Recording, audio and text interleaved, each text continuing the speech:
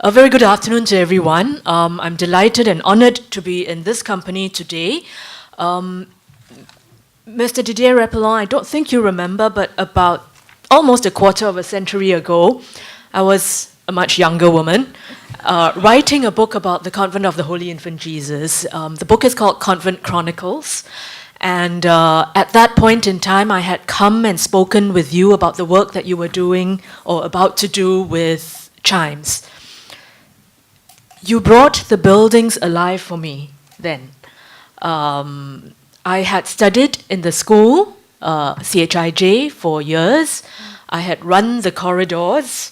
I had trampled the, sort of terracotta tiles without really truly understanding the history of the building.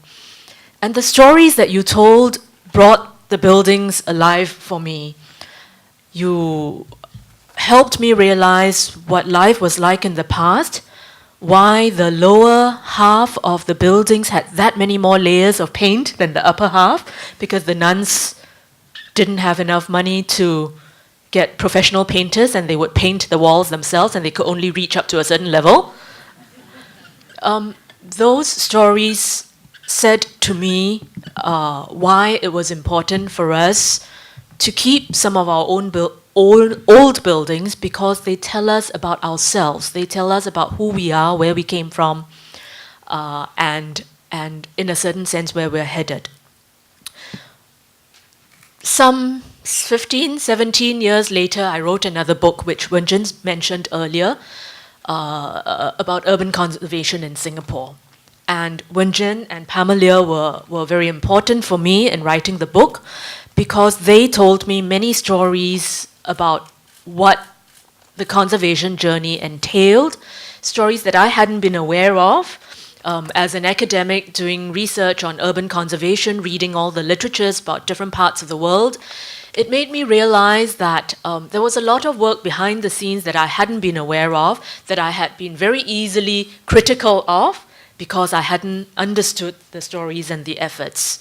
That's not to say that everything's perfect, but it opened my eyes to the efforts that had gone on in a way that I hadn't been aware of. In a lot of the literature on urban heritage and conservation, the issues that arise are common, and they're common in many parts of the world. Sometimes they are more pronounced, sometimes they are better handled, sometimes they're not addressed at all. And some of these issues revolve around tensions between development and conservation.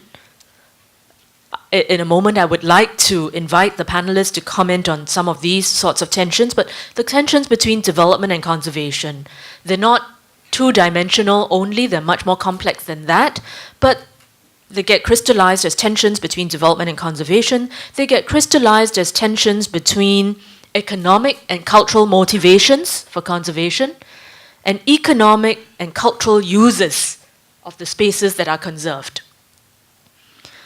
They get crystallized as tensions between the conservation of buildings and the conservation of lifestyles, the conservation of a spirit of the place. And then there are questions about whose heritage is to be conserved. We all know the sort of very common adage that history is the story of the victors. So whose heritage gets conserved? Who decides what is heritage and what gets conserved? Whose responsibility is it to conserve? In Singapore, where the government plays a very big role in many parts of our lives, it's very easy to say it's the government's responsibility and to point fingers and say, why aren't you doing this and why aren't you doing that? What, though, is the role of the private sector, the people's sector, the individual who owns buildings, for example? Right? So whose responsibility? These are the sorts of questions and issues that in my world of academia, the debates are about. But they're real debates too, because they're debates that impact on how societies respond to the need for heritage and conservation. Now I realize you're not here to listen to me, so I shall stop. I couldn't resist. I couldn't resist. We don't have a great deal of time, perhaps about half an hour, but it's a grand opportunity that we have these individuals here with us today who have played such significant parts in the conservation of our city in Singapore. And I would like very much the opportunity to be yours, the audiences, to engage in a conversation with them about conservation. You've heard them this morning, so I'm not going to give them any more opportunity to give a spiel about conservation in Singapore. I'd like to open this to the floor in a moment for you to share your comments and your questions. But before we go there, while you formulate your ideas and your thoughts and your comments, perhaps I could take the opportunity and prerogative as moderator to ask the first question, right? And my question is this. If each of you had a choice, a model, I know there is no such thing as a model because we all take something from different places, but if each of you had a place in mind where you think some aspect of conservation has been really well done. Not the entire project, but some aspect of it. What would that example be, and what can we in Singapore learn from that moving ahead? Mm-hmm. Can I answer your first question? Please do. If I can answer her first question, as Didier say, my comments are all very short. Basically, the answer for higher quality conservation is not in this room, okay? It's not in this room because it is in the hands of Singapore's young people who are going to be the customers who go to these conservation sites. And their eyes will know good conservation from overdone or wrong conservation. So it's a matter of time, I think, for Singapore.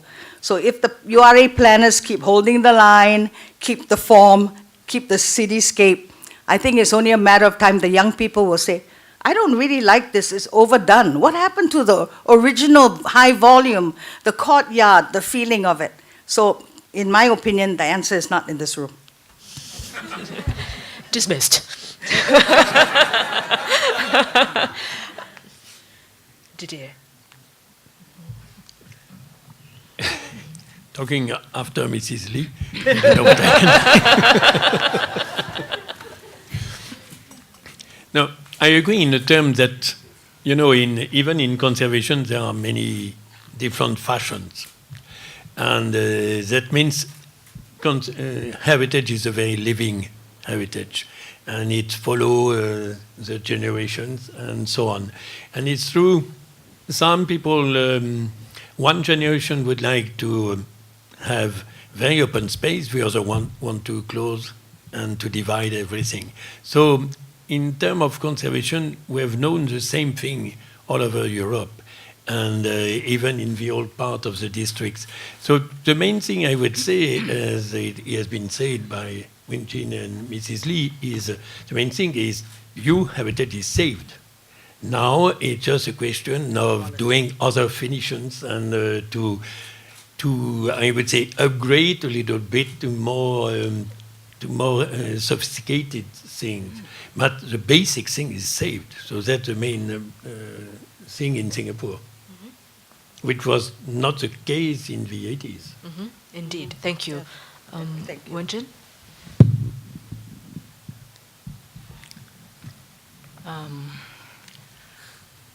I would say that we have done a lot to protect the physical form, the district as a whole. But what we have not done good enough is the software and place management. I remember visiting many of the US cities in 1985, or their conservation areas. And New Orleans is a place that I visited. And they have guidelines such as within the entire conservation area, they limit X number of T-shirt shops, i.e. touristic shops.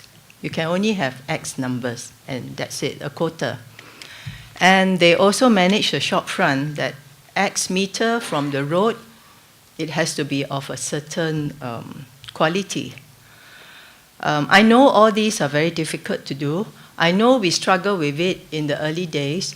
I personally, at one time, say, let's keep the shop front, the shutters, They are all timber planks where at the end of the day, you take the planks one by one to close your shop front and not just a roller shutter that comes down.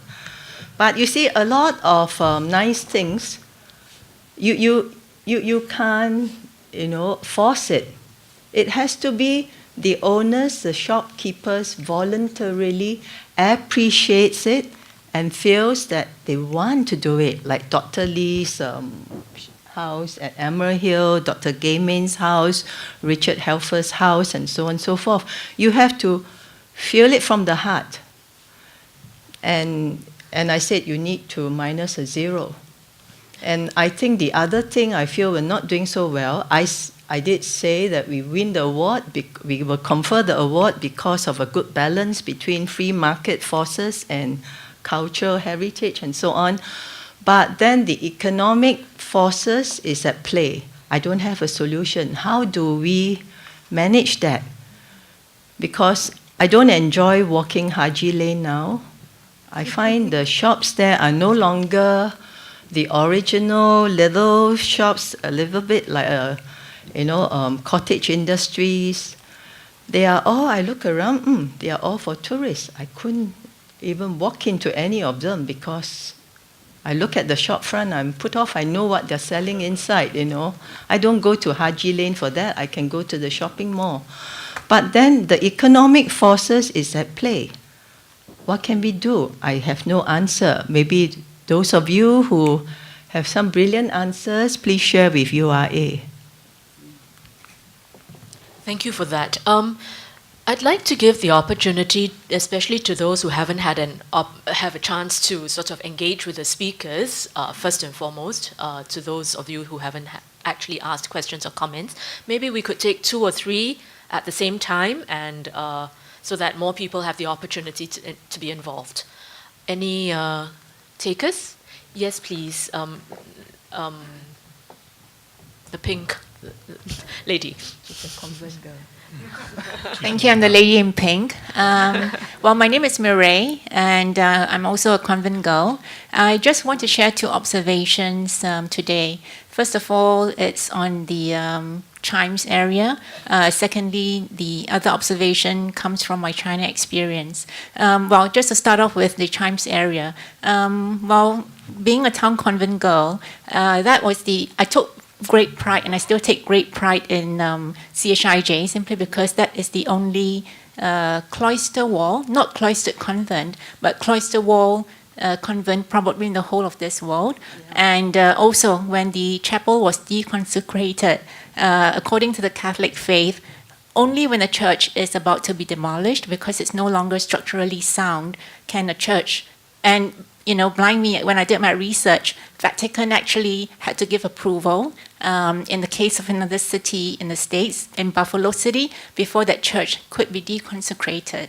So anyway, those are some of the salient points. But more importantly, in Singapore we have Kampong Glam, which is more for the Malay cultural heritage. We have Little India, and then we have Chinatown.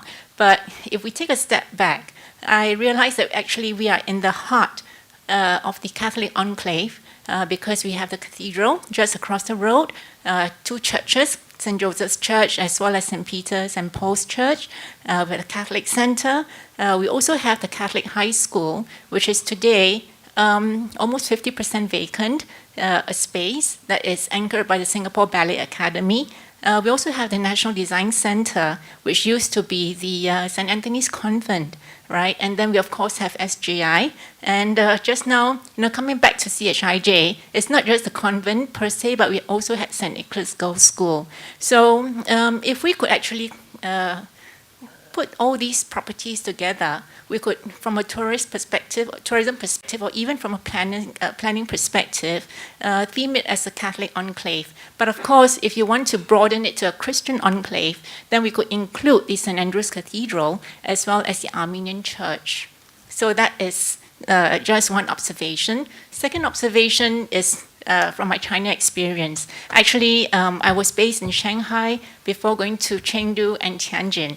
Now, in Shanghai, we are all very familiar with the French concession, which is, very well-known tourist attraction. When I went to Chengdu, couldn't find anything at all that it had any colonial influence. But in Tianjin, this is China, right? So you don't need Chinatown. So in Tianjin, you have the influence of 8 foreign forces. So we had the Italian concession, the French concession, German concession, etc., and even the Russian concession area.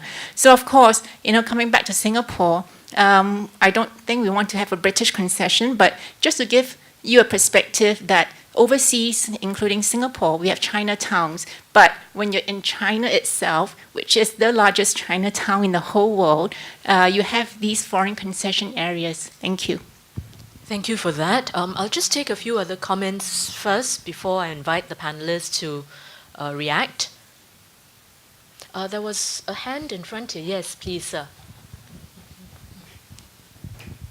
One suggestion I would make is to bring back classical architecture as an education. This is something I studied when I was abroad, but I sometimes fantasize myself as Baron Haussmann, and what he did to Paris. And so when you talk, part of my work is to deal with a lot of private architects in Singapore, and I deal with old buildings. And it's very strange because, being a Singapore citizen, I meet Singaporean fellow architects, and I can have a drink with them, but when I start talking about the Baroque and the Neoclassical, I talk to a blank wall. So when Mrs. Lee, when you mention about walls could talk, sometimes I feel like I'm talking to a blank wall when I talk to, right? I probably won't be able to meet the French anymore, but since you're all going home, so I just want to say thank you. There is something else that France gave to Singapore 100 years ago. You think that perhaps, yes, it's just the cathedral. It's more than that. You gave us the concept of a beautiful city. Because when the colonial administrators and when the first architects, the first architectural firm, Swan and McLaren, designed this beautiful city of ours, right? They did not look to London. In fact, they were a bit rebellious. They, instead of looking to London, they looked to Paris. This is the gift that is not so tangible. They developed the idea of cityscape, avenues, vistas, streetscapes, how to model facades. These ideas were ideas which the British colonial government felt was a little bit revolutionary, too much expense. So the colonial government in Singapore and the private architects said, well, we'll do a little experiment in Singapore, and then we'll try and convince India that British rule must perpetuate there. So Singapore was a little experiment in the city beautiful. So you don't see that, but one day, perhaps when you come back to Singapore and you walk the city center of Singapore, you don't be distracted by all these new buildings, because if you imagine the vistas and the streetscapes, and you try to fantasize yourself as perhaps like me, Baron Haussmann, you will see certain inspiration from France to Singapore, and it was done here over 100 years ago in the era of our Belle Époque of architecture. Thank you for that. Michael, please. Yes. Ladies and gentlemen, I think we're looking at the heroes and heroines of Singapore conservation right in front of us. Bruises. With bruises. So I think we've talked a lot about the past and talked about restoration and what we can do with the existing areas, but I'd like to talk a bit about the prospects for the future, especially given Auntie Pam's whammy of an ending, and I think Wen Jin's gloomy forecast about how to tackle economic conditions. What about the buildings of the more recent past. I think nobody's covered that. We've lost many buildings of the recent past, modernist buildings. New York has saved Lever House. We've saved Asian Insurance Building, we've saved the Singapore Conference Hall. But what about the many that we've lost, like the old MSA or SIA building? How about DBS Tower 1? What are we going to do? I'd like your thoughts about that, and what are the prospects for the future? Thank you. Okay, I think we've got a number of comments in the last 10 minutes or so. One set of comments about different kinds of enclaves that we could imagine beyond the standard ethnic enclaves that we're talking about. We have a set of comments really about education and how we can fire the imagination of our young people if we were to educate them more about architecture and the beauty of that. And then we have a set of comments about the future and the future and our recent past, and what are we doing about that. So I'd like to turn to the panelists here to see if one of you would like to go first with any of those topics. I can take the recent past. Michael, in my 30 minutes, I end with sharing that at URA we did 2 exhibitions and 2 publications. The 100 over buildings are our recent past. Now, I sort of put it forward to hint that we need to look at them and see how we can move forward. And I'm looking at the private sector, the owners of these buildings. So let's have a bottom-up approach instead of a top-down approach. And also, in a way, it linked to sustainability. These buildings are built to last for a long, long time, not 20 years, 30 years. We are having these buildings torn down too rapidly, 20 years or less even, just to multiply the number of units for higher economic gains. Now, it is a free market forces in Singapore. I don't have the solution. You don't have the solution either. So none of us have a solution. We should continue to debate and discuss and feed any ideas we have to URA. I don't think URA have a solution. You do have one project I know came forward wanting to volunteer to conserve, but the motivation was driven more by economics rather than cultural, architectural, and so on. So if it's driven by economics, they are asking for an incentive, which is incorrect incentives to my mind to give, because then what's the point of conserving the building? Didier, would you like to comment on any of those? Thank you for this. Your very nice word for French culture. I think it's a French ambassador who should thank you. And the one thing which is true and is linked to the second thing is the young architects should learn the classical architecture. Most of the French architects who came here, they just attended the Beaux-Arts school. The Beaux-Arts school was very nice, and many times we think that if you learn about the traditional architecture and classical, you will stay in it. Not at all. You know, when I attended the school in Paris for the historic buildings, I never liked so much the modern architecture, because it's a kind, when you learn about this, the traditional architecture, that open your mind, open your culture, and give you a hierarchy between what is important, what is not important, what is will stay forever or not. Even I would say today I can tell you which modern building will stay, will be listed or not listed, or should be even demolished, because it's not made forever and so on. So it's very interesting to learn the old architecture from the Egyptian, from the Greeks, the Roman, and everything. And I would not force, but tell to the young architect, really it's a wonderful training to learn all this building, which has an everlasting taste, which is very important. Thank you for that. One day I read in the newspaper, Chairman EDB says Singaporean children should learn art in early school. They should start learning about art. And I thought to myself, this makes sense, because if we want to be a nation that is famous for design, for whatever we do in the arts, we need to learn from a very young age what are the classical forms. And this leads to another thing, which is in a way related.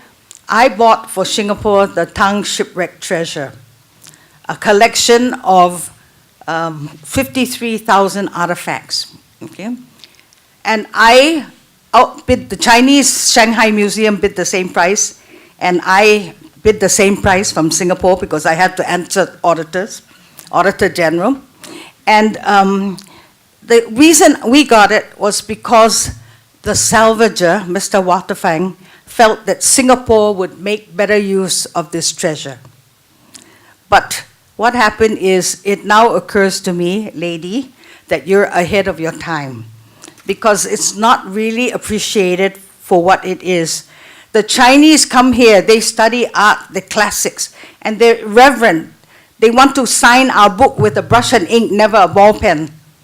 But Singapore is not ready for it, and that's why today, if you go to the museum, ACM, it's in a glass room with the sun beating down on a shipwrecked treasure that has been buried in darkness under the sea for 1,100 years. And so this is where Singapore is. I only hope the collection doesn't get wrecked before we wake up. Thank you for that. Are there other comments or questions? We have a little bit more time. Yes, please.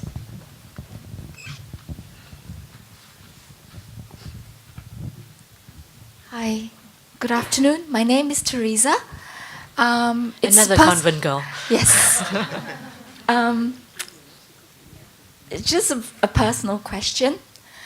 Out of the so many disciplines in architecture, why did Mr. Didier choose conservation and historic monuments area?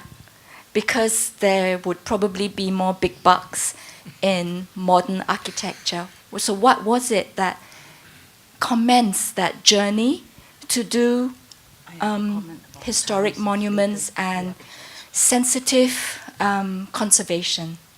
Question, that's one. That's for you. And then for the two heroines of Singapore's conservation, I would like to ask, what drives you in your journey to champion this very, very difficult task in a very conservative, male-dominated, grey men in suits, politicians with no hair, journey to champion this? Because I would like for next week to distill this essence and this passion in this room to propel me forward in my other difficult journeys in life. So if you could indulge me and to share with me, what is it that drives you to journey this crazy journey, to trail blast this path that no one wants to walk down? Pray, share with me and the others in this room. Thank you. Thank you. Perhaps we could begin with Mr. Repellin. As I told you, when I was attending the School for Historic Buildings, I enjoy very much the modern architecture. But when I was at school, something was missing for me. I need roots. And to build ex nihilo, which means from nothing, you know, personally, you have to know where are your limits. I was not a creator ex nihilo, but I like to have roots and to start from something. And this is why as soon as I was working there, I enjoy every minute. I enjoy every minute, not only, and I notice that, conservation and preservation is not only to restore walls and to fix up roof, is much more than this. As you see, I would have never thought before that I will have such adventures in heritage. And that's always the case. I can tell you a lot of stories. That even I did tour guide for prisoners, and I have seen the reaction of the prisoners, which was very amazing in front of heritage. I have done a guide tour for the children. The children, you explain them, you think they don't understand anything. And then it's not true at all. I did this with a school in a small town close to Lyon. And because I asked the mayor, I say, the children here, they don't know anything about the buildings they are living in. So I took all of them, and we went on the street of the village, explaining everything, the colors, the shutters, even the storefront, and so on. And the teachers asked, do you have questions? Nobody answered. The teachers were very confused. They say, sorry, but they are very shy, and so on. I said, don't worry, you never know. I was going there every month. The next month, the mayor told me, you have to stay 4 hours, not 2 hours. I say, why? And that was so funny. I have seen the children taking their parents by hands. And the parents say, my daughter told me our shutters is not right. It's not the right color. Then I had the tenant of the bakery store. The poor lady came with 5 children, and the lady told me, I'm sorry, my storefront is not the right one. I should do it differently, and so on. They have understood everything. They are the best ambassador. So start with the children. Wenjin, would you like to share what drives you and motivates you in this journey? I think she needs a drink first. Okay. I didn't have a fixed idea that I wanted to do architecture. I actually wanted to do fashion design. But my mom said, no, it's not good enough. It's not hardcore enough. You do doctor, medicine, or engineer, and, lawyer, and so on, law. So I told myself, I can't be a doctor. I close my eyes when I go to hospital, So one of my brother-in-law came back from Australia, and he is an architect. So he was doing his final year thesis in my parents' home. So I saw him drawing and so on and so forth, and I decided, okay, I'll do architecture, So I did architecture. After I graduated, I joined a private firm because I wanted to be a qualified professional architect. So I joined a private firm for 2 years, got my professional registration, and come 1974, URA, Ellen Cho was advertising aggressively to recruit architects. So I decided to join URA because I think I prefer to work on a macro scale rather than just designing a building. I wanted to go into urban design planning, although I am not trained as an urban designer or town planner. But town planning, urban design is a lot of common sense that you need. You don't really need hardcore skill. So I joined URA, and I was fortunate. I was given a first job to draw the reclamation profile of Marina Bay and the first expressway. And from there on, again, I was fortunate. I started just doing projects and infrastructure works at URA, or draw concept plans for acquisition, to justify acquisition of land. And my parents never knew this. One of the assignments given to me was to draw a plan to justify acquisition of their shop house at Orchard Road. Yeah. They operated an antique shop. And as a child, I grew up in a home that is full of antiques and nothing else. Even the chairs are wooden chairs and so on. We used to complain there isn't a single sofa around. But that, I think, gets us to appreciate culture, heritage, and so on. So in 82, when Hapchor came over, he took me out of the architecture department and I started to do more planning urban design. And I shared my story there. I said it was an awesome roller coaster ride. Yes, it was. There were ups and downs. To be honest, there were moments that I do entertain the thought of living, enjoying, and go to the other side of the greener pasture. But then, each time that happens, I will just have a good night's sleep. And I say, my mission is not completed yet. I shall continue my mission and my journey. So I continue. And I think, looking back, it is very satisfying and rewarding. And my children know I sacrifice a lot because, you have to work real long hours.